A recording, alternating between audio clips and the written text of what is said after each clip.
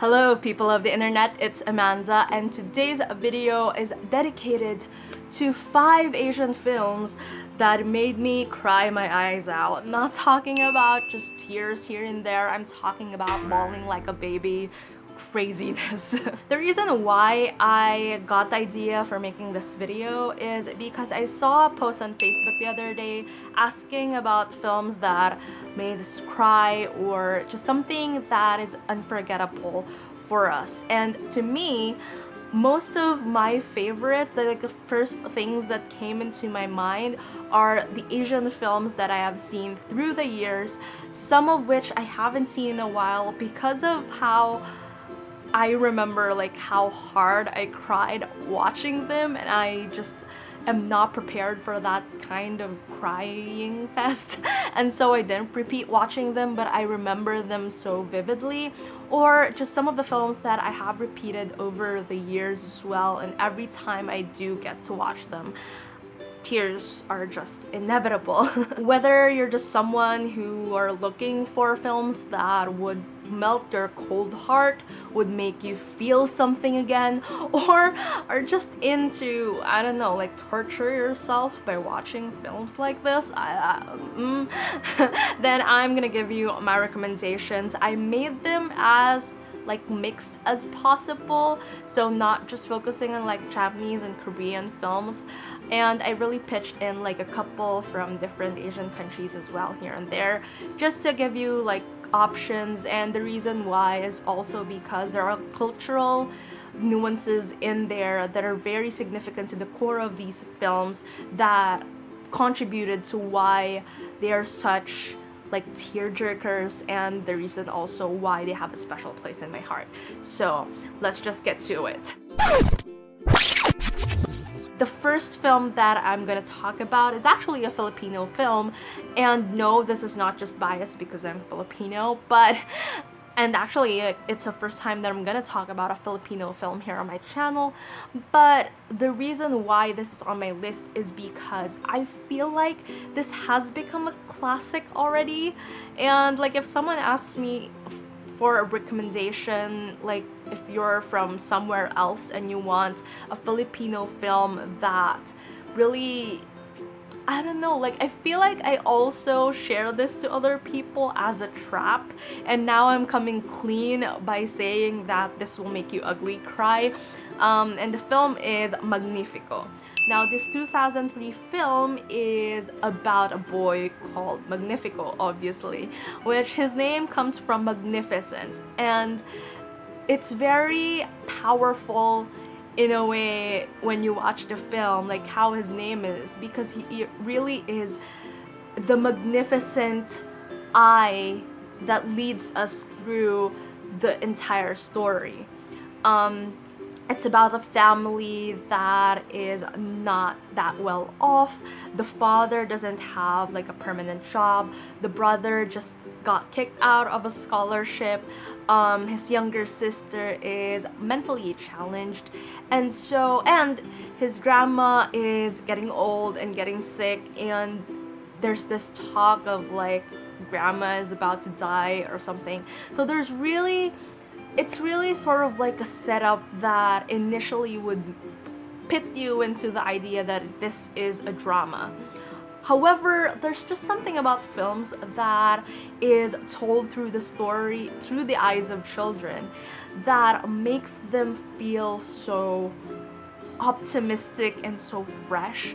And this is one of those films, because here we see Magnifico trying to navigate through these different like difficulties that the adults are going through. It also shows us how innocent death is like for children, like for someone who doesn't really get the idea of, you know, he just thinks that, okay, his grandma is sick and will probably die somewhere near into the future, but he saves up money to prepare for it because he hears his parents like talking about it. But the idea of losing a loved one is very lost because of the innocence that comes with just being a kid.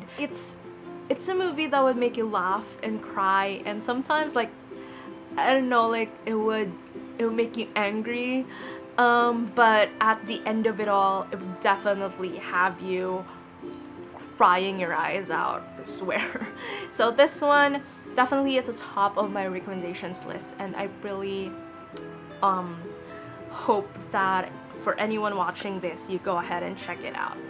Now my next recommendation is something that probably people already know about because it's the fourth highest grossing film in Korea, and it earned around 80.3 million US dollars in international viewing, like box office. I'm talking about Miracle in Cell Number 7. This was around 2013, and I remember hearing about it for the first time. I heard a lot of people like recommending it and stuff, and I went ahead and started watching it, and boy oh boy, I didn't expect what to feel about this movie. I remember exactly, I was on our couch watching this with my mom and my brother, and I was just crying so bad because of how sad I feel about this. Like it's a very good movie in terms of storytelling, but it would really hurt your heart so badly. In Cell Number 7 is that first, I couldn't remember exactly, but they managed to sort of like smuggle the kid into the cell, and so him and his cellmates were keeping the kid there and keeping the kid company, and it's such a very like pure and innocent and just compelling film about a father and his child. Just it would shatter you to pieces, but at the same time it's in a good way. You know, like it will leave you like crying and probably like calling your parents after and being more kind to people after watching this film. And I think I've only seen this once, and every time like I try to like ask what movie should we watch or something, or rewatch or something like that, my brother would suggest this just to spite me, because he knows how much I just lost it while watching this film for the first time. Now, number 3 is a Japanese film that I've actually just seen recently because of Sugisaki Hana. I know that they parodied this one in one of the episodes of Hana Noche Hare, and that's the reason why I looked up the film and started watching it. The film is called Her Love Boils Bathwater, and this is a story about a mom who discovers that she has terminal cancer. And no, this isn't a typical story where, I don't know, like she navigates through the entire family and they solve a couple of issues. No, it's not like that at all. This one, she didn't tell the family until it was later into the film. She knows it. That extends like motherly love and motherly affection to even people outside of your family, and it portrays such a strong perception of just women and them overcoming something that is like an illness or something like that to extend more love to more people. And it also talks about how family doesn't necessarily have to just be limited by blood, but with the right compassion and the right kindness, it would definitely trickle down to even strangers who also feel lost and who also just want to have a feeling of warmth in them. Another thing is that what I like about this is you wouldn't expect that many twists in a drama. Like you would expect twists and turns in an action film probably, or maybe even comedy. But for this one, it just delivers like twists after twists in such a it doesn't feel forced or anything. It doesn't feel like it also was just put there for melodrama. Like there are definitely like foreshadowing that happens that are done very nicely, that the transition of the scenes that would immediately just tug you back with your emotions is just there. It's placed perfectly in my opinion, and I absolutely love this film so much. Okay, so number 4 would be Three Idiots. If you're not into Bollywood films, I suggest that you go straight into watching American films. You would definitely fall in love with them afterwards. The first movie that I watched of him was PK because it was highly suggested by my brother, but I will talk about that in a separate video. For this one, I want to focus on Three Idiots because we are talking about films that made me cry, and this is probably like one of his films that really made me cry, and at the same time it would probably be my favorite after PK. This one revolves around like university students and the pressures of how like the difference between education and educating people, and just pressuring them into committing to numbers or judging people if they have A's, B's, compared to like someone who is more inclined in something very differently.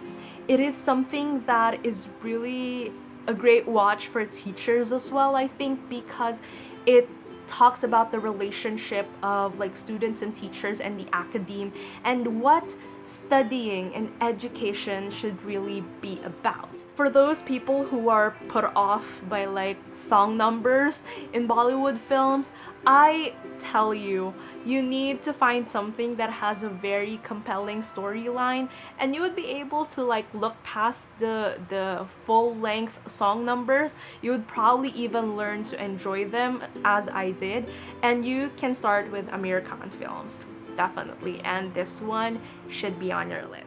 Now we're down to the last film on my list, and this is probably cheating because this is an anime film. But I'm not gonna care. I talked about like Asian movies, and technically this is an Asian film. I'm talking about Koi no Katachi, or A Silent Voice.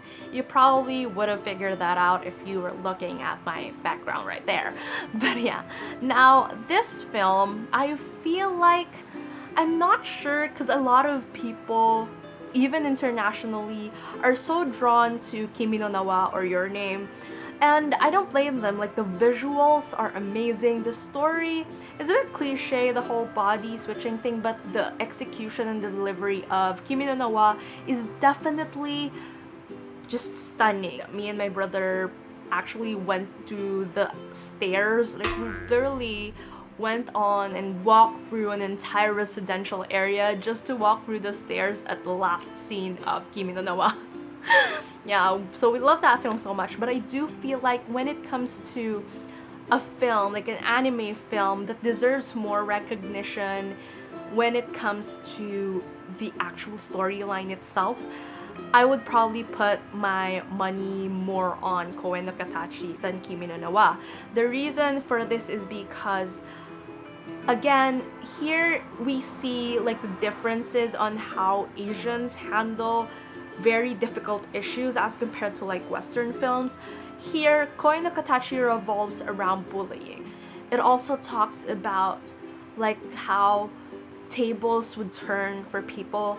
It discusses mental health, depression, anxiety, and also just physical disabilities as well. It doesn't excuse characters from their actions, but rather it shows how in the long run actions like bullying, or actions like being ignorant of someone else, or just our actions in general affect other people, as well as the people who are involved in their lives, and even our own selves. What's heartbreaking to me about this film is that it is a story of redemption, but it wasn't until the last moments of the film that redemption actually happened. And I think that's the reason why Koi no Katachi as a film is something that is really powerful and compelling and just amazing to me. You absorb the message even more every single time that you watch it. It's the reason why it's on my list and why I left it for last. So again, I know that these are like, I'm not good at sort of like explaining these things or like talking about it. It just feels like I'm a friend giving you recommendations as to what to watch, and maybe the information that I have given you are not enough for you to be able to just want to watch these films and whatever. But to me, if you are looking for films that would just not make you cry because of sadness, but it would really make you cry, but make you think and make you feel things and just absorb things afterwards, you know. These are definitely films that you should check out. That's it for today's video. So tell me down in the comments below if you have any other tear-jerking movies that you would want to recommend, you would want me to talk about, or if you've seen these movies and how did they make you feel. Just let's talk about that in the comments below. If you're new to my channel and you would want to hear more from me, please hit subscribe and please like this video if you loved it. Thank you so much for watching, and I'll be seeing you again soon in a new one. Bye!